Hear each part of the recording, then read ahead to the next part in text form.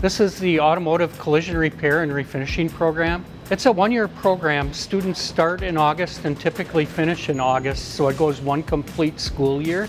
We learn pretty much the whole gamut of the collision repair process, including painting and refinishing, non-structural repair, structural repair, and then mechanical at the very end. So we go through everything that a collision technician would need to know to do repairs on customer vehicles. We typically go Monday through Thursday, and the majority of our time is spent out in the shop. So roughly about 5 hours of hands-on work in the shop environment and 1 hour in the classroom each day. We start out fairly basic, and the program is really based on building blocks, and we build upon some fairly easy skills, and as we progress through the school year, we get a little bit more complex. Our first semester, we learned how to spray, use the spray guns and stuff. First project was painting a fender, and we got to take those home. That was pretty fun.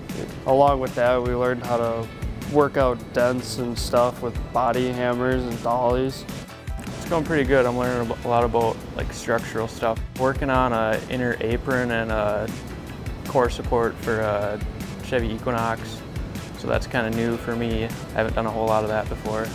Our gamut of repairs typically will go from any kind of maybe cosmetic damage, and it leads all the way up to cars that have been collision damaged, or even some fairly large collision repairs. As you'll see in some of the vehicles we're working on, we get some real live work to do versus working on simulators. Our new building's equipped with 2 downdraft spray booths along with a double spray booth. We can get multiple students in there at one time, where we can actually use it as a live classroom when we're doing some painting application. So as far as the refinishing side of things, our equipment is what you could expect in one of the larger independent shops or a dealership.